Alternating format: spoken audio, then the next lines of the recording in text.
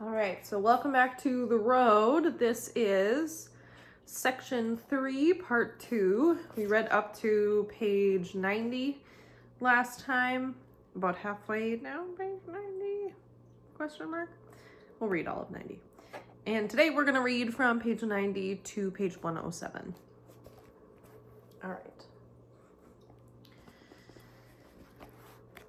We're halfway down.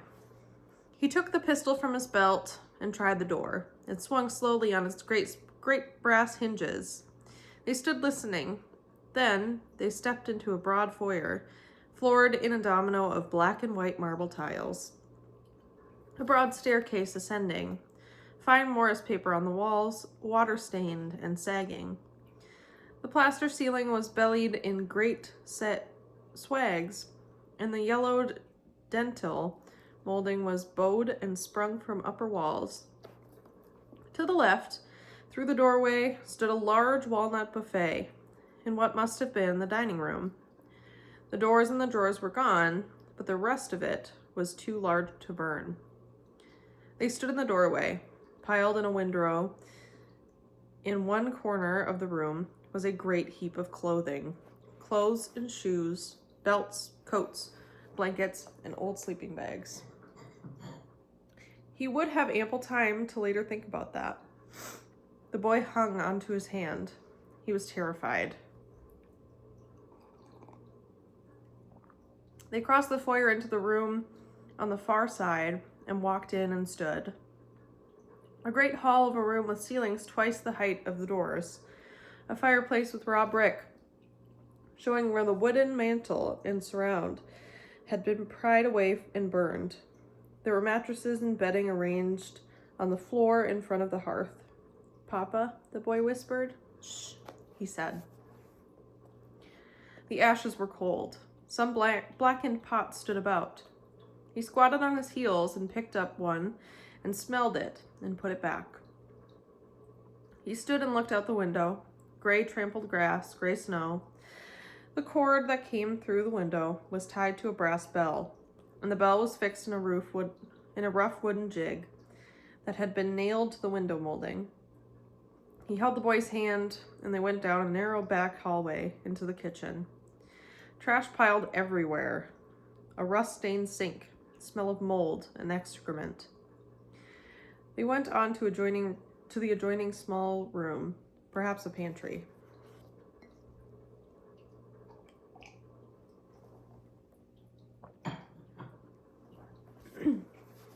In the floor of this room was a door or hatch.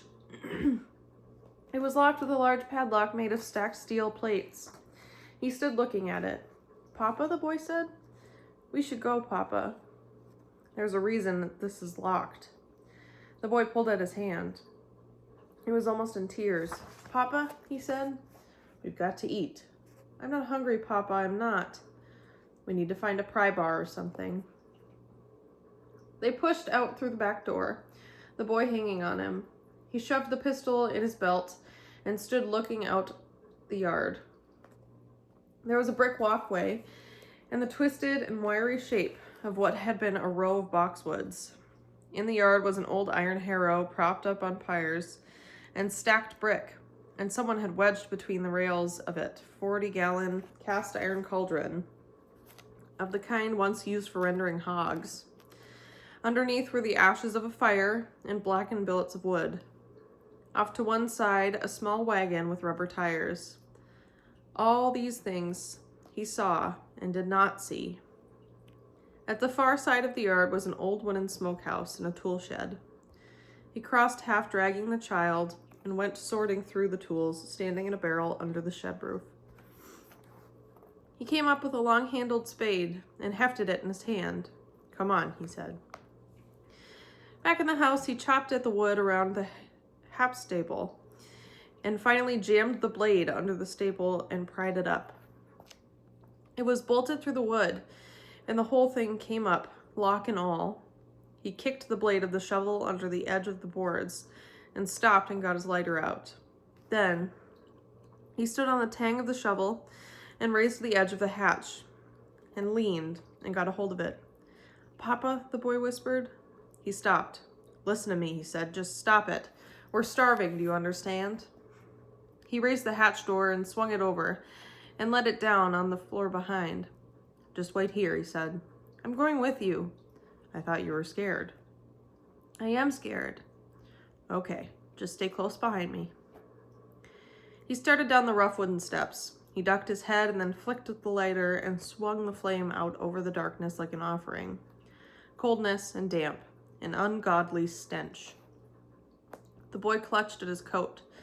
He could see part of the stone wall, clay floor, an old mattress darkly stained. He crouched and stepped down again and held out the light. Huddled against the back wall were naked people, male and female, all trying to hide, shielding their faces with their hands. On the mattress lay a man with his legs gone to the hip, and the stumps of them blackened and burnt. The smell was hideous. Jesus, he whispered. Then one by one they turned and blinked in the pitiful light. Help us, they whispered. Please help us. Christ, he said. Oh, Christ. He turned and grabbed the boy. Hurry, he said, hurry. He dropped the lighter. No time to look. He pushed the boy up the stairs. Help us, they called. Hurry. A bearded face appeared, blinking at the foot of the stairs. Please, he called, please. Hurry, for God's sake. Hurry. He shoved the boy through the hatch and sent him sprawling. He stood and got a hold of the door and swung it over and let it slam, and he turned to grab the boy. But the boy had gotten up and was doing his little dance of terror. For the love of God, would you come on, he hissed. But the boy was pointing out the window. When he looked, he went cold all over. Coming across the field toward the house were 4 bearded men and 2 women. He grabbed the boy by hand. Christ, he said, run, run. They tore through the house to the front door and down the steps. Halfway down the drive, he dragged the boy into the field. He looked back. They were partly screened by ruins of privet, but he knew they had minutes at most, and maybe no minutes at all. At the bottom of the field, they crashed through a stand of dead cane and out onto the road and crossed into the woods on the far side. He redoubled his grip on the boy's wrist. Run, he whispered. We have to run. He looked toward the house, but he could see nothing. If they came down the drive, they would see him running through the trees with the boy. This is the moment. This is the moment. He fell to the ground and pulled the boy to him. Shh, he said, shh. Are they going to kill us, Papa? Shh. They lay in the leaves and the ash with their hearts pounding. He was going to start coughing. He'd have to put his hand over his mouth, but the boy was holding it, so he would not let go. And in the other hand, he was holding the pistol. He had to concentrate, to stifle the cough, and at the same time, he was trying to listen. He swung his chin through the leaves, trying to see. Keep your head down, he whispered. Are they coming? No. They crawled slowly through the leaves toward what looked like lower ground. He lay listening, holding the boy. He could hear them in the road talking. Voice of a woman. Then he heard them in the dry leaves. He took the boy's hand and pushed the revolver into it. Take it, he whispered. Take it. The boy was terrified. He put his arm around him and held him. His body so thin. Don't be afraid, he said. If they find you, you're going to have to do it. Do you understand? Shh, no crying. Do you hear me? You know how to do it. You put it in your mouth and you point it up. Do it hard and quick. Do you understand? Stop crying. Do you understand? I think so. No, do you understand? Yes? Say, yes, I do, Papa. Yes, I do, Papa. He looked down at him. All he saw was terror. He took the gun from him. No, you don't, he said. I don't know what to do, Papa. I don't know what to do. Where will you be? It's okay. I don't know what to do. Shh, I'm right here. I won't leave you. You promise? Yes, I promise. I was going to run, try and lead them away, but I can't leave you. Papa? Shh, stay down. I'm so scared. Shh. They lay listening. Can you do it when the time comes? When the time comes, there will be no time. Now's the time. Curse God and die. What if it doesn't fire? It has to fire. What if it doesn't fire? Could you crush that beloved skull with a rock? Is there such a being within you of which you know nothing? Can there be? Hold him in your arms, just so. The soul is quick. Pull him toward you. Kiss him quickly. He waited, the small nickel-plated revolver in his hand. He was going to cough. He put his whole mind into holding it back. He tried to listen, but he could hear nothing. I won't leave you, he whispered. I won't ever leave you. Do you understand? He lay in the leaves holding the trembling child, clutching the revolver. All through the long dusk and into the dark, cold and starless, blessed, he began to believe they had a chance. We just have to wait, he whispered, so cold. He tried to think, but his mind swam. He was so weak. All this talk about running, he couldn't run. When it was truly black about them, he unfastened the straps on the backpack and pulled out the blankets and spread them over the boy. And soon, the boy was sleeping.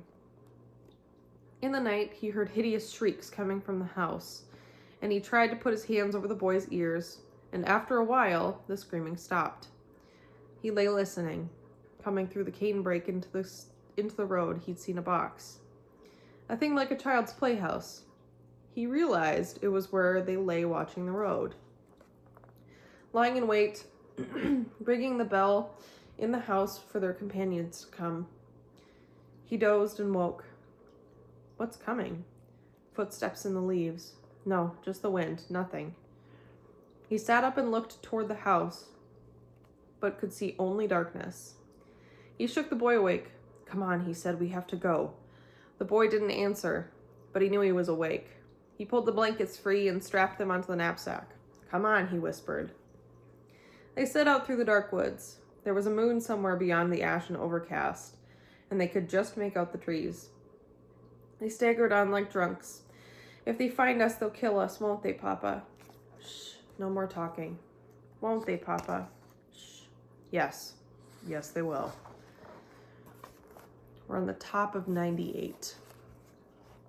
He'd no idea what direction they might have taken, and his fear was that they might circle and return to the house. He tried to remember if he knew anything about that, or if it were only a fable. In what direction did lost men veer? Perhaps it changed with hemispheres, or handedness. Finally, he put it out of his mind. The notion that there could be anything to correct for. His mind was betraying him. Phantoms not heard from 1,000 years rousing slowly from their sleep. Correct for that. The boy was tottering on his feet. He asked to be carried, stumbling and slurring his words. And the man did carry him, and he fell asleep on his shoulder instantly. He knew he couldn't carry him far. He woke in the dark of the woods and the leaves, shivering violently. He sat up and felt about for the boy. He held his hand to the thin ribs. Warmth and movement, heartbeat. When he woke again, it was almost light enough to see. He threw back the blanket and stood and almost fell. He steadied himself and tried to see about him in the gray woods. How far had they come? He walked to the top of a rise and crouched and watched the day accrue. The sherry dawn, the cold, elusive world. In the distance, what looked to be a pine wood, raw and black, a colorless world of wire and crepe. He went back and got the boy and made him sit up. His head kept slumping forward. We have to go, he said, we have to go. He carried him across the field, stopping to rest each 50 counted steps. When he got to the pines, he knelt and laid him in the gritty duff and covered him with blankets and sat watching him. He looked like something out of a death camp, starved, exhausted, sick with fear. He leaned and kissed him and got up and walked out to the edge of the woods, and then he walked around the perimeter to see if they were safe. Across the fields to the south, he could see the shape of a house and a barn. Beyond the trees, the curve of a road. A long drive with dead grass, dead ivy along the stone wall, and a mailbox and a fence along the road, and the dead trees beyond, cold and silent, shrouded in the carbon fog. He walked back and sat beside the boy. It was desperation that had led him to such carelessness, and he knew that he could not do it again. no matter what. The boy wouldn't wake for hours. Still, if he hadn't been terrified, it had happened before. He thought about waking him, but he knew that he wouldn't remember anything if he did. He'd trained him to lie in the woods like a fawn. For how long? In the end, he took the pistol from his belt and laid it alongside him under the blankets, and rose and set out. He came upon the barn from the hill above it, stopping to watch and to listen. He made his way down through the ruins of an old apple orchard, black and gnarly stumps, dead grass to his knees. He stood in the door of the barn and listened. Pale, slatted light. He walked along the dusty stalls. He stood in the center of the barn and listened, but there was nothing. He climbed the ladder to the loft, and he was so weak he wasn't sure if he was going to make it to the top. He walked down the end of the loft and looked out to the high gable window at the country below. The painted land of dead gray, the fence, the road. There were bales of hay in the loft floor, and he squatted and sorted a handful of seeds from them and sat chewing, coarse and dry and dusty. They had to contain some nutrition. He rose and rolled two of the bales across the floor and let them fall to the bay below, two dusty thumps. He went back to the gable and stood studying what he could see of the house beyond the corner of the barn. Then he climbed back down the ladder. The grass between the house and the barn looked untrodden. He crossed to the porch screen rotten and falling away. A child's bicycle, the kitchen door stood open, and he crossed the porch and stood in the doorway. Cheap plywood paneling curled with damp, collapsing into the room. A red Formica table. He crossed the room and opened the refrigerator door. Something sat on one of the racks in a coat of gray fur. He shut the door. Trash everywhere. He took a broom from the corner and poked about with a handle. He climbed into the counter and felt his way through the dust on top of the cabinets. A mousetrap. A packet of something. He blew away the dust. It was a grape-flavored powder to make drinks with. He put it in the pocket of his coat. He went through the house room by room. He found nothing. A spoon and a bedside drawer. He put that in his pocket. He thought there might be some clothes in a closet or some bedding, but there wasn't. He went back out and crossed to the garage. He sorted through tools, rakes, a shovel, jars of nails and bolts on a shelf, a box cutter. He held it to the light and looked at the rusty blade and put it back. Then he picked it up again. He took a screwdriver from a coffee can and opened the handle. Inside were 4 new blades. He took out the blade and laid it on the shelf and put it in one of the new ones and screwed the handle back together and retracted the blade and put the cutter in his pocket. He picked up the screwdriver and put that in his pocket as well. He walked back out of the barn. He had a piece of cloth that he intended to use to collect seeds from the hay bales, but when he got to the barn, he stopped and stood listening to the wind. A creaking of tin somewhere, high on the roof above him. There was yet a lingering odor of cows in the barn, and he stood there, thinking about cows, and he realized they were extinct. Was that true? There could be a cow somewhere being fed and cared for. Could there? Fed what? We're on the top of 102. Saved for what? Beyond the open door, the dead grass rasped dryly in the wind. He walked out and stood looking across the fields toward the pine wood where the boy lay sleeping. He walked up through the orchard and then he stopped again. He'd stepped on something. He took a step back and knelt and parted the grass with his hands. It was an apple. He picked it up and held it to the light. Hard and brown and shriveled. He wiped it with the cloth and bit into it. Dry and almost tasteless, but an apple. He ate it entire, seeds and all. He held the stem between his thumb and forefinger and let it drop. Then he went treading softly through the grass. His feet were still wrapped in the remnants of the coat and the shreds of tarp, and he sat and untied them and stuffed the wrappings in his pocket and went down the rows barefoot. By the time he got to the bottom of the orchard, he had 4 more apples, and he put them in his pocket and came back. He went row by row until he'd trod a puzzle in the grass. He'd more apples than he could carry. He felt out the spaces about the trunks and filled his pockets full, and he piled apples in the hood of his parka behind his head and carried apples stacked along his forearm against his chest. He dumped them in a pile at the door of the barn and sat there and wrapped his numb feet.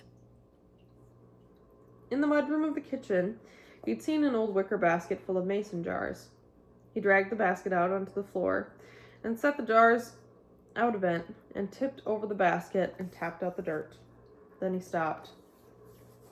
What had he seen? A drain pipe, a trellis, a dark serpentine of dead vine running down it, like the track of some enterprise upon a graph. He stood up and walked back through the kitchen and out into the yard and stood looking at the house, the windows giving back to the gray and nameless day. The drain pipe ran down the corner of the porch.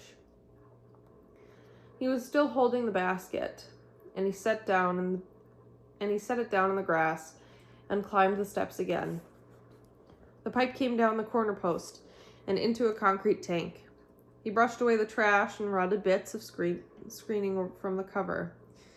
He went back to the kitchen and got the broom and came out and swept the cover clean and set the broom in the corner and lifted the cover from the tank. Inside was a tray filled with a wet gray sludge from the roof mixed with the compost of the dead leaves and twigs. He lifted out the tray and set it on the floor. Underneath was white gravel. He scooped back the gravel with his hand. The tank beneath was filled with charcoal, pieces burned from whole sticks and limbs in carbon effigies of the trees themselves. He put the tray back. In the floor was a green brass ring pull. He reached in, got the broom, and swept away the ash. There were saw lines in the boards. He swept the boards clean and knelt and hooked his fingers in the ring and lifted the trap door, and it swung open. Down there in the darkness was a cistern filled with water, so sweet he could smell it. He lay on the floor on his stomach and reached down. He could just touch the water. If he scooted forward and reached again and laved up a handful of it and smelled and tasted it and then drank. He lay there a long time, lifting up the water to his mouth, a palmful at a time. Nothing in his memory, anywhere of anything so good. Okay, we're on the top of 104. He went back to the mudroom and returned with 2 of the jars and an old blue enamel pan. He wiped up the pan and dipped it full of water and used it to clean the jars.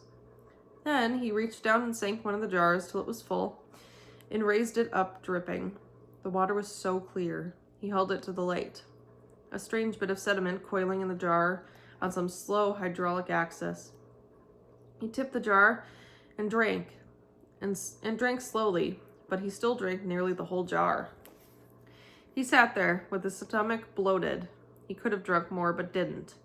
He poured the remaining water into another jar and rinsed it out, and he filled both jars and let down the wooden cover over the cistern and rose, and with his pockets full of apples and carrying jars of water, he set out across the fields toward the pine wood. He was gone longer than he'd meant to be, and hurried his steps the best he could, the water swinging and gurgling in the shrunken swag of his gut. He stopped to rest and begin again. When he got to the woods, the boy did not look as if he'd stirred, and he knelt and set the jars carefully in the duff, and picked up the pistol and put it in his belt, and he just sat there watching him. They spent the afternoon wrapped in blankets and eating apples, sipping water from the jars. He took a packet of grape flavor from his pocket and opened it, and poured it into a jar and stirred it and gave it to the boy. "You did good, Papa," he said. He slept while the boy kept watch, and in the evening they got out their shoes and put them on and went down to the farmhouse and collected the rest of the apples. They filled 3 jars with water and screwed on 2-piece caps from a box of them he'd found on a shelf in the mudroom. Then he wrapped everything in one of the blankets and packed it into the knapsack and tied the other blankets across the top of the knapsack and shouldered it up. They stood in the door watching the light draw over the world to the west. They went down the drive and set out upon the road again. The boy hung his coat, and he kept to the edge of the road and tried to feel out the pavement under his feet in the dark. In the distance, he could hear thunder, and after a while, there were dim shudderings of light ahead of them. He got out the plastic sheeting from the knapsack, but there was hardly enough of it left to cover them, and after a while it began to rain. They stumbled along side by side. There was nowhere to go. They had the hoods of their coats up, but the coats were getting wet and heavy from the rain. He stopped in the road and tried to rearrange the tarp. The boy was shaking badly. "You're freezing, aren't you?" "Yes. If we stop, we'll get really cold." "I'm really cold now." "What do you want to do?" "Can we stop?" "Yes. Okay, we can stop." It was a long night, and he could remember out of a great plenty such nights. They lay on the wet ground by the side of the road under the blankets, with the rain rattling on the tarp, and he held the boy. And after a while, the boy stopped shaking, and after a while, he slept. The thunder trundled away to the north and ceased, and there was just rain.